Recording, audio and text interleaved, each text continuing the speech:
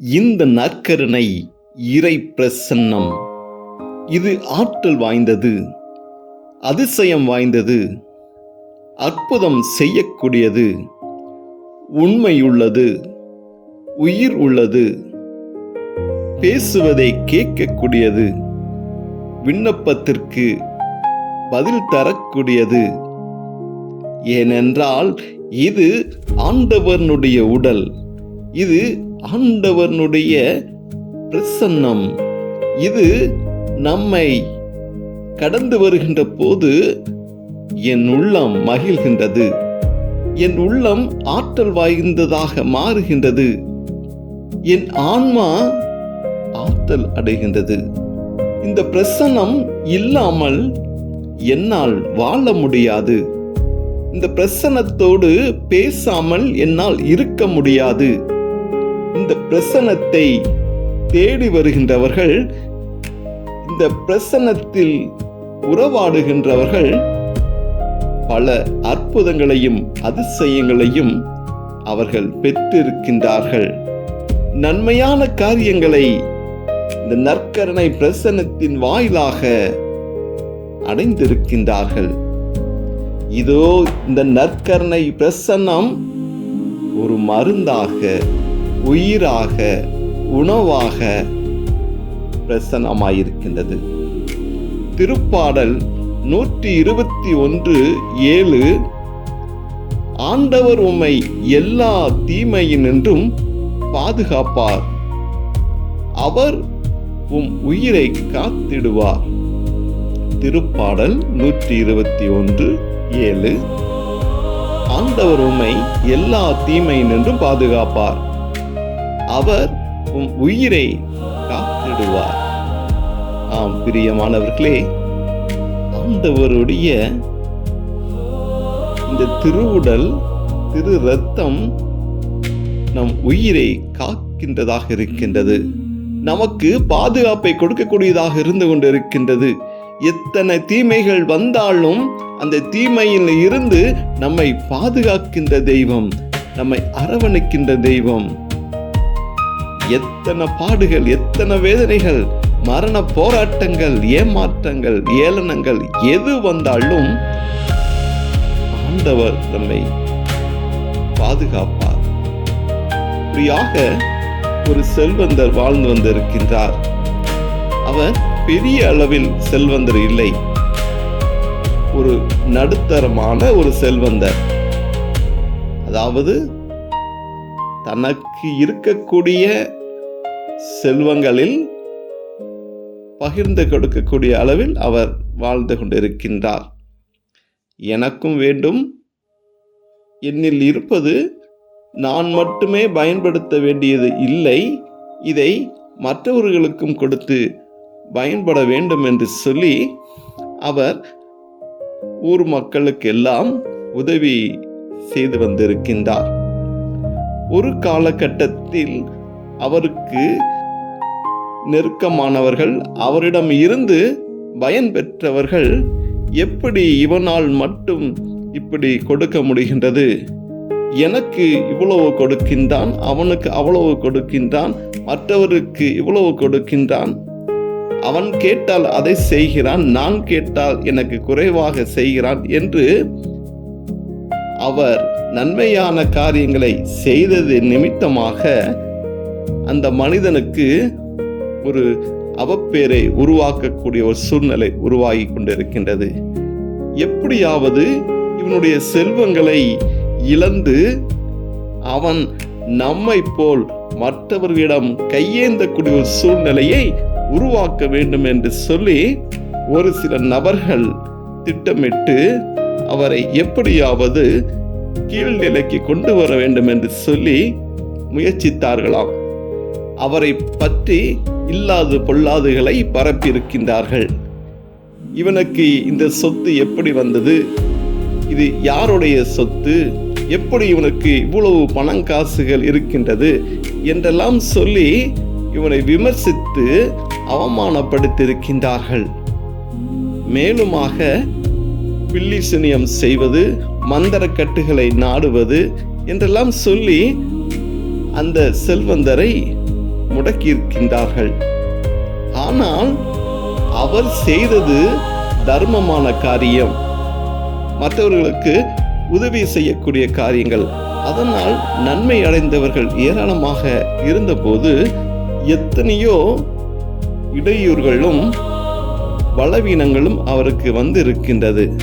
ஆனால் எந்த பலவீனமும் எந்த மந்திரக்கட்டுகளும் செய்வினைகளும் அவரை உயிர் சேதம் எதுவும் செய்ய முடியாத அளவுக்கு இருந்ததாம். என்னென்னமோ சொல்லி பார்த்திருக்கிறார்கள், வசைபாடி இருக்கின்றார்கள். ஆனால் அவர் ஒரு கிறிஸ்தவ மனிதர். அவர் இயேசுவின் மேல் அன்பு கொண்டவர், இயேசுவுக்காக வாழ்கின்ற மனிதர். என்னதான் அவர் தனக்கு மிந்தின தொகையை கொடுத்திருந்தாலும் அல்லது தனக்கு இருந்ததை பாதியை பிரித்து கொடுத்திருந்தாலும் அவர் இயேசுவோடு வாழ்ந்திருக்கின்றார், நற்கருணையோடு வாழ்ந்திருக்கின்றார்.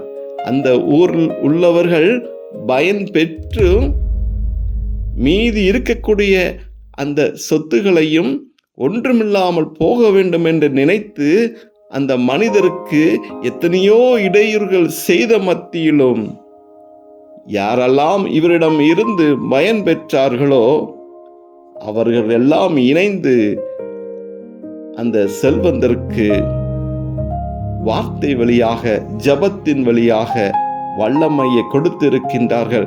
எப்போதெல்லாம் அந்த செல்வந்தர் பலவீனம் அடைந்தாரோ, நோய்வாய்ப்பட்டாரோ, அப்போதெல்லாம் இந்த செல்வந்தரால் பயன்பெற்ற மனிதர்கள் ஜெபித்திருக்கின்றார்கள், நற்கருணை ஆண்டவரிடம் மன்றாடி இருக்கின்றார்கள்.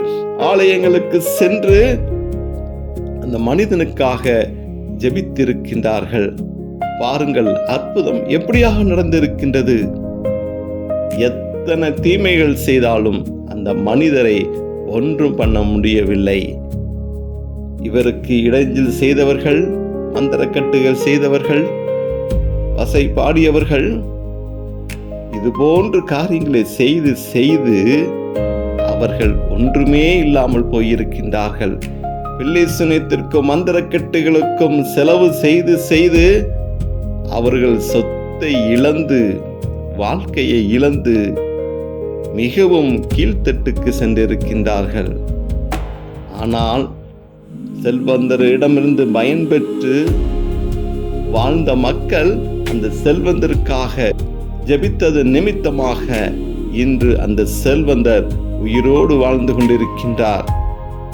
ஆம் பிரியமானவர்களே, திருப்பாடல் 121:7 சொல்லப்பட்டது போல, ஆண்டவர் உம்மை எல்லா தீமை நின்றும் பாதுகாப்பார், அவர் உம் உயிரை காத்திடுவார். உங்களுக்கு பெரிய பாடுகள் இருக்கும், வேதனைகள் இருக்கும், ஆனால் உங்களை ஆண்டவர் கைவிட மாட்டார்.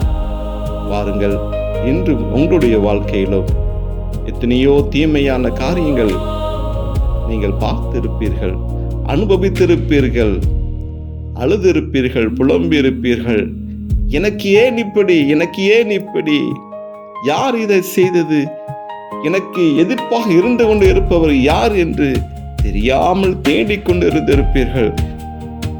திரும்புகிற இடமெல்லாம் எனக்கு பிரச்சனை வந்து கொண்டு இருக்கிறதே, யார் இந்த பிரச்சனையை உருவாக்கி கொண்டு இருக்கின்றார்கள், யார் எனக்கு தடைக்கல்லாக இருந்து கொண்டு இருக்கின்றார்கள், எனக்கு எதிராக மந்திரக்கட்டுகளை செய்வது யார், செய்வினைகளை செய்வது யார்? அழுது அழுது தேடி தேடி நீங்க பார்த்திருப்பீர்கள். ஆனால் கண்களுக்கு தெரியாமல் இருந்திருக்கும்.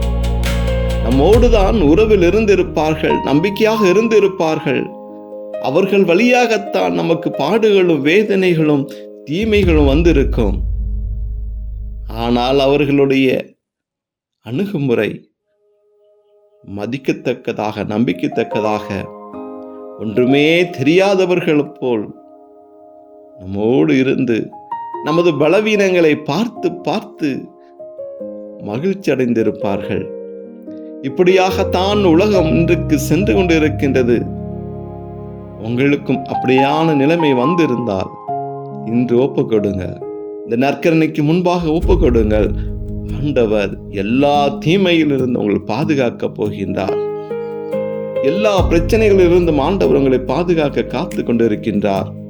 அவர் வாழ்கின்ற தெய்வம், அவர் வாழ்ந்து கொண்டிருக்கின்ற தெய்வம், நம்மோடு பேசுகின்ற தெய்வம்.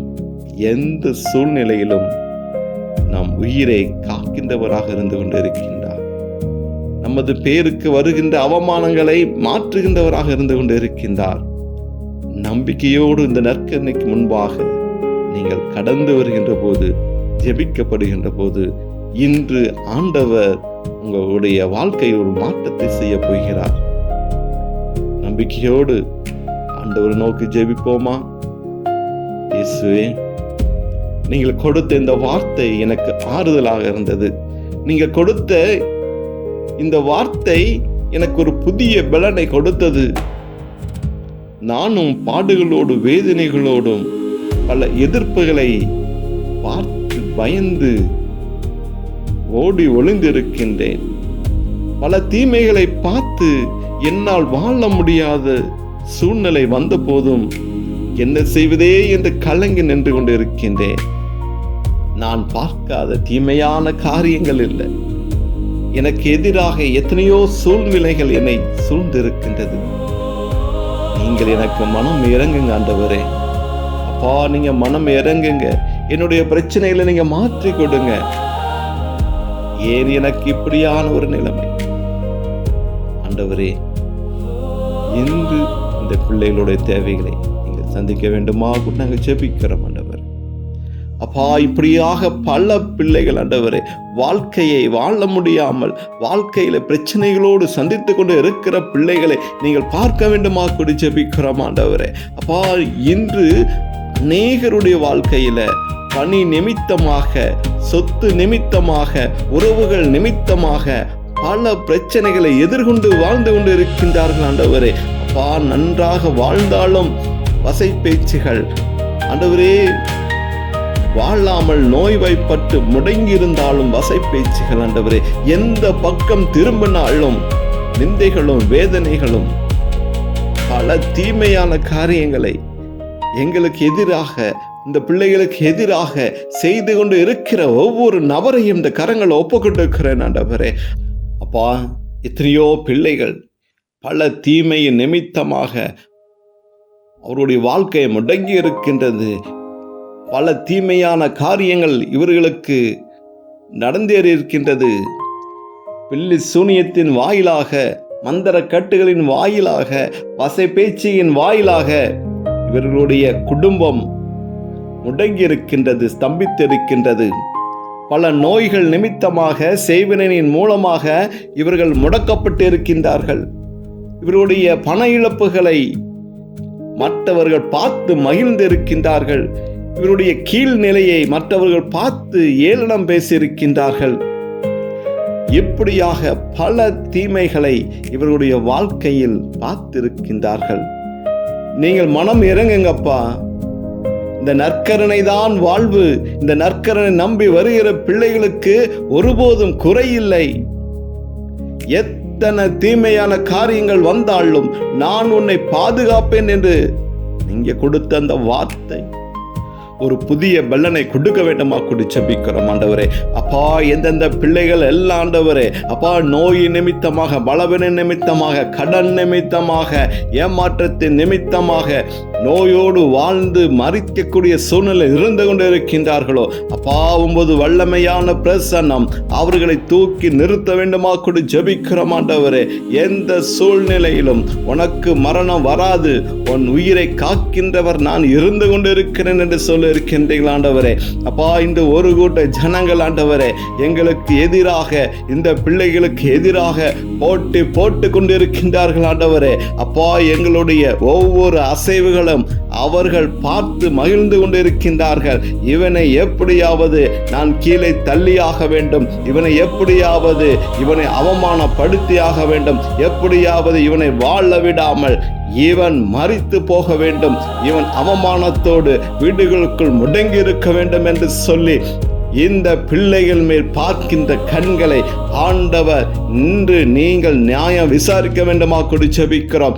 யாரெல்லாம் எங்களுக்கு எதிர்ப்பாக செயல்பட்டு கொண்டு இருக்கின்றார்களோ அவர்களுடைய எண்ணங்களை நீங்கள் மாற்றி போட வேண்டுமா கூட ஜெபிக்கிறோம். எங்களுக்கு எதிராக எத்தனை அம்புகளை எய்து கொண்டு இருந்தாலும் ஆண்டவராக இயேசு கிறிஸ்து நீங்கள் அதை முடக்கி போட வேண்டுமா கூடி ஜெபிக்கிறோம் ஆண்டவரே.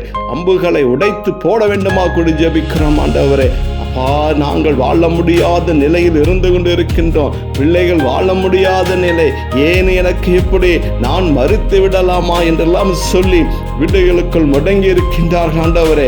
அப்பா, வேலையில் வருகின்ற போராட்டம் ஆண்டவரே, உறவினர்கள் மூலமாக வருகின்ற போராட்டம், சொத்து நிமித்தமாக வருகின்ற போராட்டம் ஆண்டவரே, எங்கிருந்து வருகிறது இப்படியான எதிர்ப்புகள் என்று தெரியாமல் கலங்கி நிற்கிற சூழ்நிலையில் அநேக பிள்ளைகள் வாழ்ந்து கொண்டு இருக்கின்றார்கள் ஆண்டவரே. அப்பா, எந்த காரியங்களை எடுத்தாலும் அது வாய்க்காத போகக்கூடிய நிலையில் இருந்து கொண்டு இருக்கின்றார்கள்.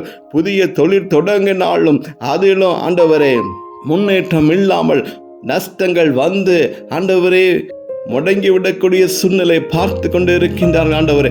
பல நோய்கள் வந்து ஆண்டவரே, நோய்க்குரிய காரணங்களே இல்லாமல் ஆண்டவரே புதிய புதிய நோய்கள் வந்து முடக்கி கொண்டு இருக்கிறது. இதன் நிமித்தமாக வேதனையோடு இருக்கிற பிள்ளைகளை தேவன் குணப்படுத்துவீராக, ஆசீர்வதிப்பீராக ஆண்டவரே. அப்பா, எத்தனை தீமைகள் எங்களை நோக்கி வந்தாலும், இந்த பிள்ளைகளை நோக்கி வந்தாலும் ஆண்டவர் பாதுகாக்க வேண்டுமா கூடி ஜெபிக்கிறோம் ஆண்டவரே. அப்பா, எல்லா பிள்ளைகளுக்கும் ஆண்டவரே தீமை உன்னை அணுகாது, பாதுகாக்கிற தெய்வம் இதோ இந்த நற்கரணை பேழைகள் இருந்து கொண்டு இருக்கின்றேன், உனக்காக நான் வாழ்ந்து கொண்டு இருக்கின்றேன், உன்னை ஒருபோதும் கைவிடப்படுவதில்லை, உன் உயிருக்கு ஒருபோதும் சேதம் வராமல் நான் உன் உயிரை பாதுகாக்கக்கூடியவனாக இருந்து கொண்டு இருக்கின்றேன் என்று சொல்லி ஆண்டவரே பிள்ளைகளை ஆசீர்வதிக்க வேண்டுமா கூடி ஜெபிக்கிறோம் ஆண்டவரே. எந்தெந்த குடும்பங்கள், எந்தெந்த வீடுகளில் ஆண்டவரே பில்லி சுனின் நிமித்தமாக ஆண்டவரே, பிசாசு நிமித்தமாக, ஏவல் நிமித்தமாக முடங்கி இருக்கின்றதோ, இதோ உம்முடைய ஆட்டுக்குட்டியானோட இரத்தத்தை ஒவ்வொரு வீடுகளில் நாங்கள் தெளிக்கிறோம் ஆண்டவரே. ஒவ்வொரு நிலை கால்களிலும் இயேசுவின் இரத்தத்தை தெளிக்கிறோம் அப்பா. இப்போது அந்த குடும்பத்தில் ஒரு ஆசீர்வாதம் இறங்கி வரட்டும், ஒரு வல்லமை இறங்கி வரட்டும்.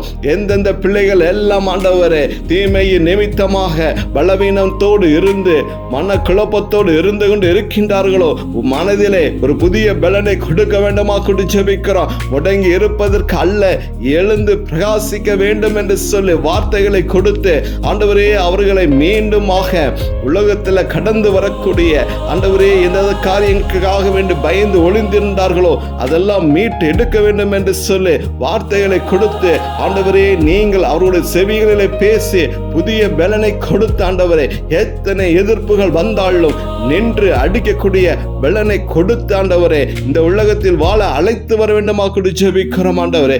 நீங்கள் உருவாக்கின உயிராண்டவரே எந்த பிள்ளைகளும் முடங்கி இருக்காதபடிக்கு இயேசுவின் நாமத்தை பறைசாற்றக்கூடியவர்களாக எழுந்து ஆண்டவரே ஊழியம் செய்யக்கூடியவர்களாக நீங்கள் கரம் பிடித்து இழுத்து வர வேண்டுமா கொண்டு ஜெபிக்கிறோம் ஆண்டவரே. அப்பா, பல சூழ்நிலையில் கண்ணீரோடு இருக்கிற பிள்ளைகளை நீங்க கண்ணீரை மாற்ற வேண்டுமா கொண்டு ஜெபிக்கிறோம் ஆண்டவரே. அப்பா, எங்களுக்கு எதிராக, இந்த பிள்ளைகளுக்கு எதிராக யாரெல்லாம் செய்வனை செய்தார்களோ, மந்திரக்கட்டைகள் செய்தார்களோ, அவமான பெயர்களை உருவாக்கினார்களோ ஆண்டவரே கீழே விழுக வேண்டும் என்று சொல்லி எத்தனை வசை பேச்சுகள், பொய் காரியங்கள், ஏமாற்றங்கள் செய்தார்களோ, இப்படியார் என்னென்ன தீமைகள் எங்களை நோக்கி வந்ததோ எல்லா தீமைகளும் இன்றோடு நீங்கள் மாற்றி போடுவதற்காக நன்றி செலுத்துகிறோம், மாற்றி போடுவதற்காக நன்றி செலுத்துகிறோம். விபத்தின் மூலமாக வந்த தீமைகளை தேவன் மாற்றி போடுவதற்காக நன்றி செலுத்துகிறோம் ஆண்டவரே. இப்படியாக தேவன் இந்த நாளிலே இந்த நற்கரின் மூலமாக ஒவ்வொருவருக்கும் ஆசீர்வாதத்தை கொடுக்க வேண்டுமாய் இயேசுவின் நாமத்தில் ஜெபிக்கிறோம் நல்ல பிதாவே, ஆமென்.